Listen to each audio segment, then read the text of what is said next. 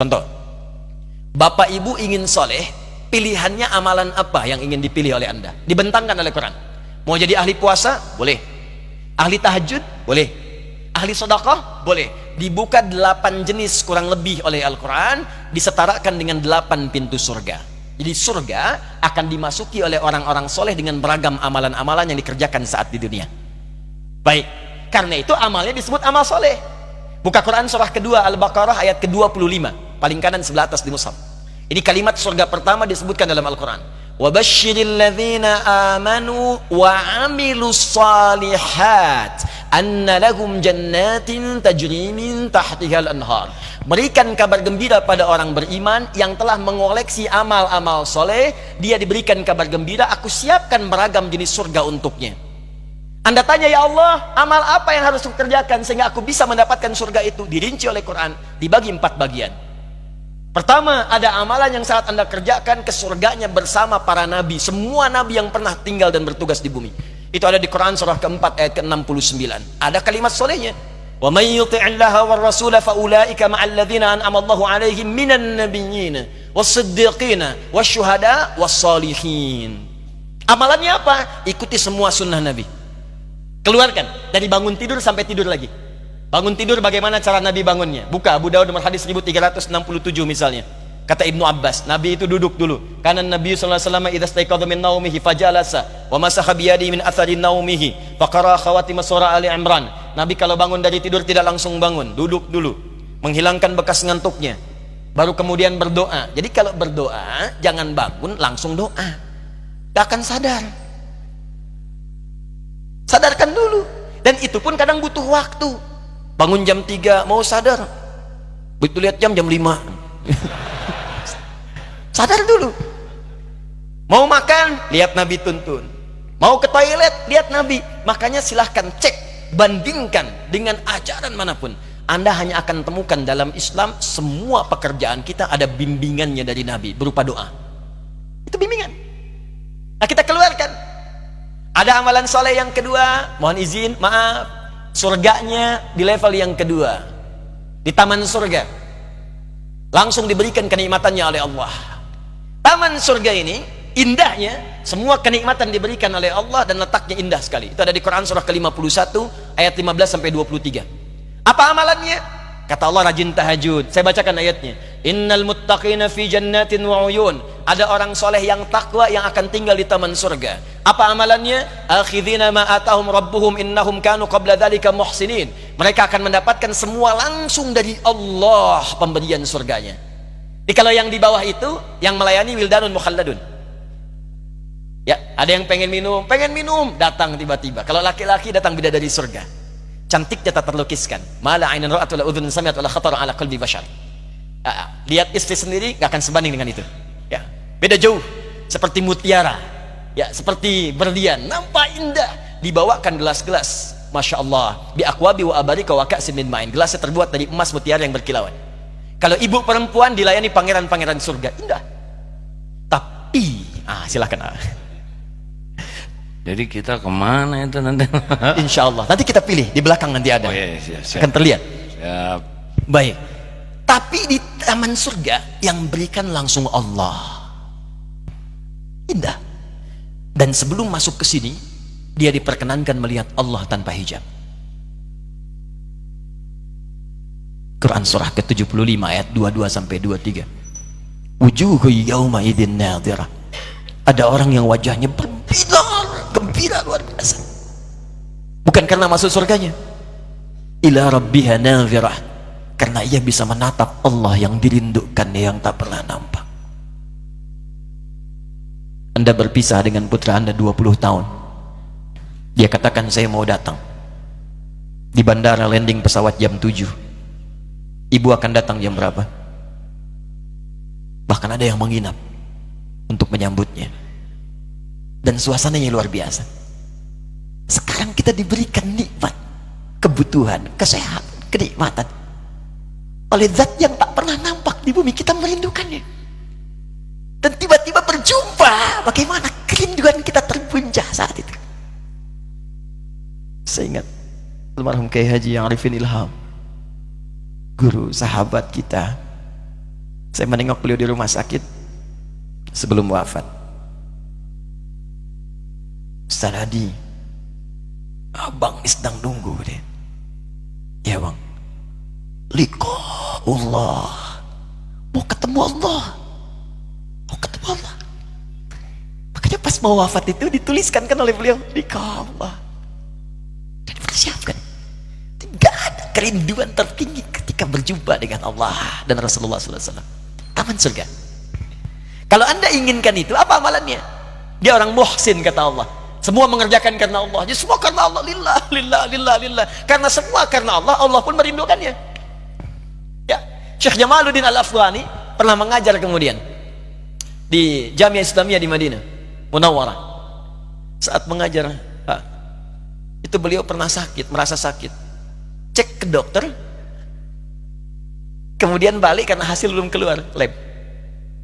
Berapa hari kemudian beliau meminta muridnya untuk ngambil hasil karena beliau ingin mengajar dulu.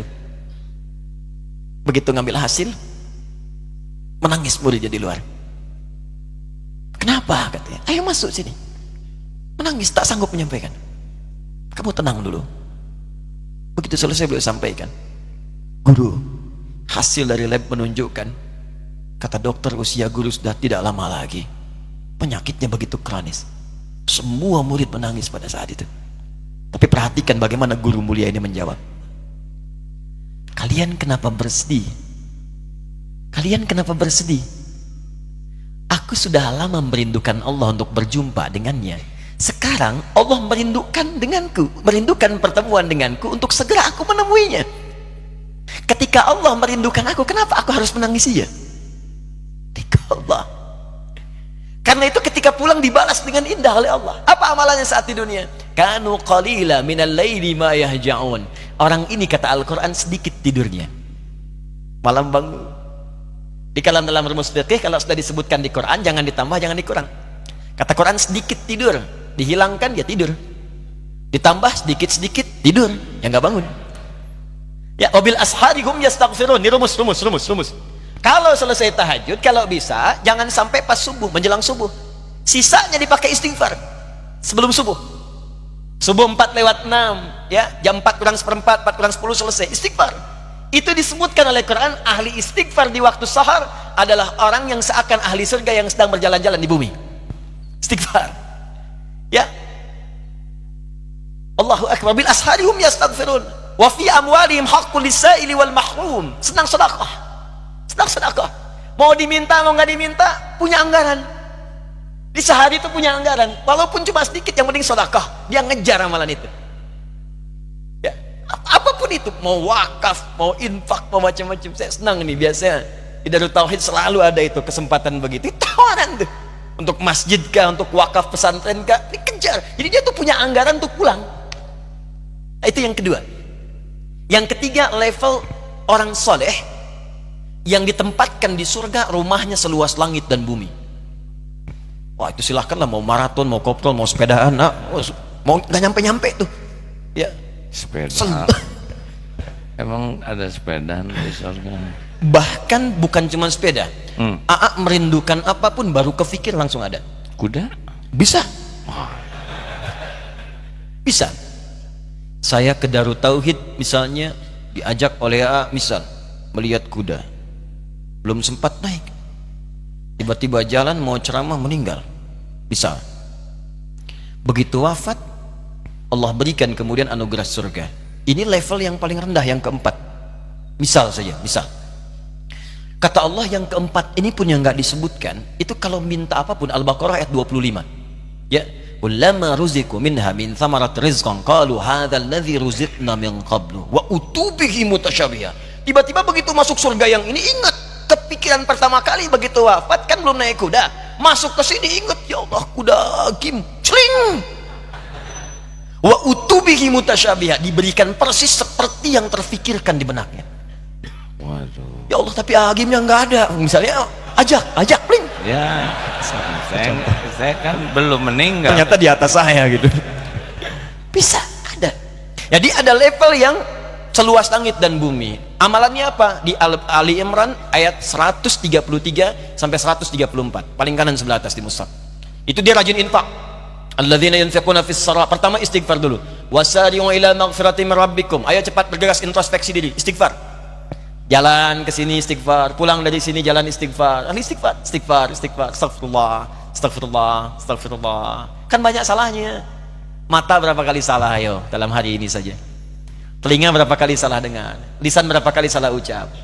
Jadi kalau merasa banyak salahnya, tutup dengan istighfar. Astagfirullah. Wa jannatin arduhas samawati wal ardu 'iddatil muttaqin. Dan aku siapkan bagi orang-orang tertentu surga seluas langit dan bumi, yaitu orang takwa dari kalangan orang soleh. Apa amalan solehnya? Alladzina yunfiquna fis sarai wad dharra. Gemar berinfak walaupun dia sedang terbatas, masih infak juga. Nggak punya pun masih merekomendasikan, coba datangi si fulan, mungkin dia bisa memberi. Wal kadhiminal ghaidha, ini yang beda, sanggup menahan amarah. Itu nggak mudah. Wal 'afina 'anil nas, bisa memaafkan kesalahan orang. Wallahu yuhibbul muhsinin, Allah senang dengan yang berbuat baik. Ja'far As-Shadiq itu menunggangi betul ayat ini, mengajarkan kepada pembantunya. Satu kali sedang ada tamu begini ya, pembantunya itu dulu tuh biasa orang bantu ulama, bukan untuk bantunya supaya dapat ilmunya. Saya waktu belajar dulu saya bawakan tasnya guru saya, kitabnya, cuma sambil bawa tas itu kita nanya apa hukum ini, alhamdulillah dapatnya banyak. Nah ini jadi pembantunya masuk. Satu kali beliau bawa minuman, begitu sedang duduk dengan tamu, jatuh kemudian gelasnya tumpah di jubahnya, berubahlah wajahnya Ja'far itu. Sedangkan Imam Ja'far itu termasuk yang lembut, cuma wajah berubah. Pembantunya cerdas. Apa kata pembantunya? Wal kadhiminal ghaidha, dibacakan ayat tadi. Penduduk ahli surga bisa menahan amarah. Kata Ja'far, saya nggak marah. Tapi kan ada tamu, boleh jadi tamu pulang belum ngasih maaf. Diteruskan ayatnya, wal afina anin nas, juga memaafkan kesalahan orang. Apa itu angka? Saya maafkan. Cuman saking cerdasnya tahu bahwa Ja'far itu punya anggaran setiap hari untuk sedekah minimal 1000 dirham. Di kantongnya selalu ada. Hal itu belum sedekah. Diteruskan ayatnya, wallahu yuhibbul muhsinin. Kata Ja'far, sudah jangan diteruskan lagi. Ini ambil, saya bebaskan kamu sekarang dari membantu saya. Udah pintar. Nah jadi amal soleh itu banyak. Di antara amalan soleh yang terbentang, dibukalah pintu surga. Yang ahli puasa pintunya Ar-Rayyan, pintu tahajud, ada pintu sedekah.